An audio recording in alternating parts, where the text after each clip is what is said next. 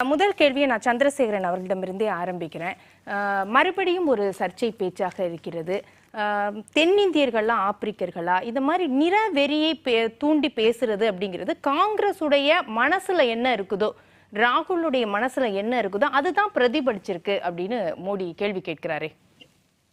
இது அப்படியே தலைப்பு மாறி வந்திருக்கணும். மோடி அவர்களுடைய பேச்சை தான் நம்ம விவாதிச்சிருக்கணும். அவருடைய வெறுப்பு பேச்சை விவாதிக்க வேண்டிய நம்ம அந்த இது முடிந்து போன விஷயமா தான் நான் நினைக்கிறேன். இது எப்படி முடிந்து போன விஷயம்? ஒரு தனிப்பட்ட நபர் ஒரு கட்சியில் இருக்கிறார், ஒரு பொறுப்பில் இருக்கிறார். அவர் அது பேசிக்கொண்டிருக்கிறப்பவே அன்றே அவர் அதற்கு பொறுப்பேற்று விலகி இருக்கார், பொறுப்பிலிருந்து விலகி இருக்கார். ரெண்டாவது ஒரு நிமிஷம் விலகி இருக்கிறார் அப்படிங்கிறீங்க, அவர் ராஜினாமா செய்திருக்கிறார், அப்படியே ஏற்றுக்கொண்டிருக்கிறது காங்கிரஸ் கட்சி. அவருடைய கருத்துல உடன்பாடு இருக்கா? இல்லைன்னு ஏங்க உடனே நீங்க அன்றைக்கு ஒழுங்கு நடவடிக்கை அப்படிங்கிறது அவர் மேல எடுக்கப்பட்டதா? நடவடிக்கை மூலமாகத்தான் அவர் விலகி இருக்காரு. எப்படி அப்ப அது எப்படி சார்? அவரே ராஜினாமா பண்ணிருக்காரு அப்படிங்கும் போது ஒழுங்கு நடவடிக்கை எடுக்கப்பட்டிருக்கிறதா? அவரிடம் இதை பற்றி விளக்கம் கேட்கப்பட்டதா? அது விளக்கம் கேட்கிறப்ப பொறுப்பேற்று அதற்கு பொறுப்பேற்று விலகிக் கொள்கிறப்ப அதுல என்ன வேற என்ன நடவடிக்கை எடுக்க முடியும்? நீங்க ஒருவர் ஒரு கருத்தை தெரிவிக்கிறார், அதில் எனக்கு உடன்பாடு இல்லைன்னு உடனே எங்களுக்கு காங்கிரஸ் கட்சி அதிலிருந்து துண்டித்துக் கொள்கிறது. ஜெயராம் ரமேஷ் சொன்னது இதே வார்த்தை சொல்லி உடனே சர்ச்சையான உடனேயே இது எங்களுக்கு உடன்பாடு இல்லை. அவர் இன்னொன்று பார்த்தீங்கன்னா இந்த மாதிரி கருத்துக்களை சொல்லிவிட்டு அவர் என்ன சொல்கிறார் என்று சொன்னால், இந்த மாதிரி பல வேறுபாடுகள் இருந்தாலும் 75 ஆண்டுகளாக ஒரே இந்தியாவாக இந்தியா ஒற்றுமையாக இருக்கிறது, ஆனால் பாஜக பிரித்தாள்கிறதுன்னு சொல்லத்தான் வர்றார் அவர். ஆனால் அதுல உடன்பாடு இல்லை. அவர் சொன்ன கருத்துக்கள் உடன்பாடு இல்லாம இருக்கலாம், ஆனால் அவர் எதற்காக சொல்ல வந்தார் என்பது ஒன்று. அதை பத்தி யாரும் பேசுறது இல்ல. அந்த ஒப்புமையை ஏத்துக்கல காங்கிரஸே சொல்லிருச்சு. ஒப்புமை ஏத்துக்கல, கடைசியா வர்ற கன்க்ளூஷன் இருந்தா கூட சொல்லக்கூடிய அந்த கருத்தை ஏற்றுக்கொள்ளவில்லைன்னு சொல்லியாச்சு. இரண்டாவது அவர் விலகிட்டார். இன்னொன்று, நீங்க அப்படி கருத்துக்களை எல்லாம் அவர்கள் கட்சியில் உள்ளவர்கள் சொல்ற கருத்துக்களை எல்லாம் ஏற்றுக்கொண்டு இன்றைக்கு நடவடிக்கை எடுக்கப்பட்டிருக்கிறது. அவர் விலகிட்டார்னு வச்சுங்க. ஆனா இது புருஷோத்தம் ரூபாலி மத்திய அமைச்சராக இருக்கிறார், ஒரு ராஜ்புத்திரர்கள் பெண்களை பற்றி அவமரியாதையாக பேசியிருக்கிறார், அங்கு கொதித்தெழுந்து போராட்டம் நடந்து கொண்டிருக்கிறது.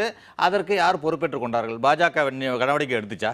இதை பற்றி கேட்டோமா நம்ம? பாஜக என்ன நடவடிக்கை எடுத்தது அவர் மேல?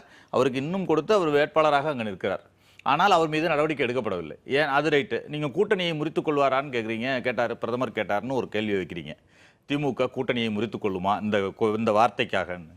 பிரஜ்வல் ரேவண்ணா இப்போ நடந்துகிட்டு இருக்கு விஷயம் நடந்துகிட்டு இருக்கு. கூட்டணி வச்சிருக்கீங்க, பெண் நாரி சக்தின்னு வார்த்தை பேசுறாரு பிரதமர். அவர் ஏன் கூட்டணியை முறிச்சிக்கல? அவர் போய் அவருக்காக பிரச்சாரம் பண்ணாரே. அந்த பிரஜ்வல் ரேவண்ணாக்கு அதுவும் தெரிந்தே, இது முன்பே இந்த விஷயங்கள் எல்லாம் பாஜகவிடம் சென்று அந்த விஷயங்கள் எல்லாம் தெரிந்த பிறகு கூட அவருக்கு அதை மறைத்து அவருக்கு பிரச்சாரம் செய்தாரே. இதற்கு என்ன நடவடிக்கை எடுப்பது? அப்படின்னா பிரதமர் மீது யார் நடவடிக்கை எடுக்கிறது? அது மாதிரி பிரதமர் ஆட்சியில் இருக்கிறது காங்கிரஸ் தானே. பிரதமர் யார்? நீங்க கூட்டணியை முறிச்சுப்பீங்களான்னு கேக்குறீங்களா? பாஜகவை கேள்வி கேக்குறோம். அதே சமயத்துல மாநிலத்துல இருக்கிறது காங்கிரஸ் தானே. இன்னைக்கு நடவடிக்கை எடுத்துட்டாங்க. பொறுப்பேற்றுக் கொள்ள வேண்டியதும் காங்கிரஸுக்கும் அது தார்மீக பொறுப்பு இருக்கு. இன்னைக்கு நடவடிக்கை எடுத்துட்டு இருக்காங்களே. இன்னைக்கு நடவடிக்கை எடுத்துட்டு இருக்காங்க. நீங்க கூட்டணி முடிஞ்சோன 2800 வீடியோ வந்ததுக்கு பிறகு இப்ப நடவடிக்கை எடுக்குது. அப்ப இவ்வளவு தூரம் அங்க பாலியல் சம்பவங்கள் நடந்திருக்குங்கும் போது அங்க ஆட்சியில் இருக்கக்கூடிய உளவுத்துறை, சட்டம் ஒழுங்கு எல்லாத்தையும் கேள்வி கேட்கணும். இது 3 வருடமாக நடந்து கொண்டிருக்கிறது. இப்பொழுது வந்திருப்பது காங்கிரஸ் ஆட்சி 3 மாதங்கள் 4 மாதங்கள் தான் ஆகுது. ஆனால் 3 வருடங்களாக இந்த பிரச்சனைகள் நடந்து கொண்டிருக்கிறது.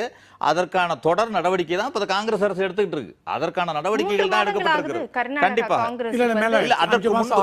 6 மாசம் ஆகி இருக்கிறதுன்னு சொல்லுங்க. ஆனாலும் அது இப்பொழுது நடவடிக்கை எடுக்கப்பட்டிருக்கிறது. இன்னொன்று, இன்னைக்கு பிரதமர் பேசிக் கொண்டிருக்கிறார். ஒரே ஒரு விஷயம் தாங்க, பிரதமர் பேசுறதுக்கு காரணம் என்னன்னா, தெலுங்கானால போய் பேசுறாரு, இந்த விஷயங்கள் எல்லாம் பேசுறாரு. தெலுங்கானால அவர் என்ன பேசியிருக்க வேண்டும்? ஏனென்றால் தெலுங்கானா மாநிலம் பிரிக்கும் பொழுது காங்கிரஸ் அறிவித்தது, பாராளுமன்றத்தில் அறிவித்த பொழுது 5 ஆண்டு தெலுங்கானா மாநிலத்துக்கு ஒரு ஸ்பெஷல் ஸ்டேட்டஸ் கொடுப்போம்னு அறிவித்தாங்க. ஆனால் ஒய் 5 இயர்ஸ் 10 இயர்ஸ் கொடுக்கணும்னு யார் சொன்னது? பாஜக. எதிரில் இருந்த பாஜக சொன்னது 10 இயர்ஸ்னு. ஆனால் இன்றைக்கு பாஜக என்ன ஸ்டேட்டஸ் அவங்களுக்கு கொடுத்தார்கள் என்ற கேள்வியை முன்வைக்கிறோம். அதை கேட்பார்கள் என்பதற்காக திசை திருப்புறதுக்கு அவங்க என்ன சொல்லியிருக்கணும்? தெலுங்கானா மாநிலம் பிரிக்கப்பட்டு நாங்கள் இதையெல்லாம் செய்திருக்கிறோம், மாநிலத்துக்கு இந்த ஸ்பெஷல் ஸ்டேட்டஸ் கொடுத்துருக்குறோம், இது பண்ணியிருக்கிறோம்னு சொன்னால் நீங்கள் செய்யலாம். ஆனால் அங்கே போய் வேற ஒரு திசை திருப்புற வேலை. இவர்கள் எதையுமே செய்யலை. மக்களுக்காக எதையும் செய்யாததை மறைக்கிறதுக்கு எதையாவது ஒன்று டெய்லி தினந்தோறும் பார்த்தீங்கன்னா எதையாவது பொய்கள். அதுவும் ஒரு பிரதமரே பிரச்சாரத்தில் பொய்களாக எடுத்து விடுவது தான் இன்றைக்கு நடந்து கொண்டிருக்கிறது. என்ன பொய்கள் சார்? என்ன பொய் சொல்லலன்னு சொல்லுங்க. அவர் சொன்னதுல என்ன உண்மை இருக்கு? காங்கிரஸ் நான் 2-3 விஷயம் மட்டும் சொல்றேன். தேர்தல் அறிக்கையில காங்கிரஸ் தேர்தல் அறிக்கையில் சொல்றத தாலியை பிடுங்கி கொடுத்து விடுவார்கள். இது எங்கேயாவது தேர்தல் அறிக்கையில் இருக்கா?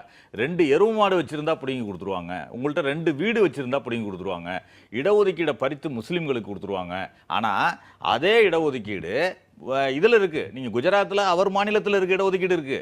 அது மட்டுமல்ல, இன்னைக்கு தெலுங்கானாக்கு பக்கத்துல ஆந்திரா மாநிலம் இருக்கு. அவருடைய கூட்டணியில் இருக்கிற தெலுங்கு தேசம் 4% இடஒதுக்கீடு முஸ்லிம் இஸ்லாமியர்களுக்கு அளிப்போம்னு தேர்தல் அறிக்கையில கொடுத்திருக்காங்க. அதை பற்றி இவருடைய கருத்து என்ன? ஆக இவர் காங்கிரஸை குற்றம் சொல்ல வேண்டும். இந்தியா கூட்டணி வென்று விடுமோ என்ற அச்சம் இவருக்கு பதட்டம் அளிக்கிறது. அந்த பதட்டத்தை தணிக்கிறதுக்கு ஏதோ ஒன்று எத்தை தின்றால் பித்தந்தெளியும்னு அவர் பேசிக் கொண்டிருக்கிறார். இன்னொன்று பாத்தீங்கன்னா, கெட்டிக்காரன் புழுகு 8 நாளைக்குன்னு சொல்லுவாங்க. ஆனா இவர் பேசிக்கிட்டு இருக்கிறப்பவே அந்த புழுகு வெளியில வந்துருது. அந்த பொய் மூட்டைகள் வெளியில வந்துருது. அது அம்பலமாகி விடுகிறது. இப்படித்தான் இவர்கள் ஒவ்வொரு கட்ட பிரச்சாரம் திரும்ப அவருக்கு கண்டென்ட் கொடுத்துக்கிட்டே இருக்கா சார் காங்கிரஸ் கண்டென்ட். அவர் ஒரு பக்கம் அவர் பிரச்சாரம் பண்ணிட்டு இருக்கும் போதே திரும்ப இந்த சர்ச்சை பேச்சு, ஒரு பரம்பரை சொத்து வரின்னு அவர் பேசினாரு. இப்ப தேவையில்லாம இந்த பேச்சுக்கள் வருது. இது எல்லாமே பாஜகவுக்கு ஒரு பிரச்சார வியூகத்தை வகுப்பதற்கு ஒரு விஷயமா தான் இருக்குதா? இதை பிரச்சாரத்துக்கு எடுக்கிற அளவிற்கு பாஜக வீக்கா இருக்குன்னு தான் நான் சொல்லுவேன். பிரதமர் வீக்கா இருக்காரு. எடுக்க கூடாதுன்னு நீங்க எப்படி சொல்லுவீங்க? அதான் எடுக்கட்டும். அது ஒரு நாள்ல நிக்கலன்னு சொல்றேன். இந்த பிரச்சாரங்கள் அவர்களுக்கு கை கொடுக்கவில்லை. அதனால தான் அடுத்தடுத்த பிரச்சாரத்துக்கு அடுத்தடுத்த கட்டத்துக்கு போறாங்க. இவர்களுக்கு அவர்கள் எடுக்கின்ற வியூகம் எல்லாம் நீங்க சினிமால பாப்போம்ல, அம்பு விட்ட உடனே ஏத்த மாதிரி அடிச்சு விழுந்துரும்ல, அந்த மாதிரி வியூகங்கள் எல்லாம் ஒவ்வொரு நாளும் இவர்கள் எடுக்கின்ற வியூகங்கள் இன்னும் கொஞ்ச நாள் போச்சுன்னா பாஜகவே மோடி எங்கள் பிரச்சாரத்திற்கு வர வேண்டாம்னு சொல்ற அளவுக்கு இவருடைய பிரச்சாரம் அமைஞ்சிருக்கிறதுதான் உண்மை.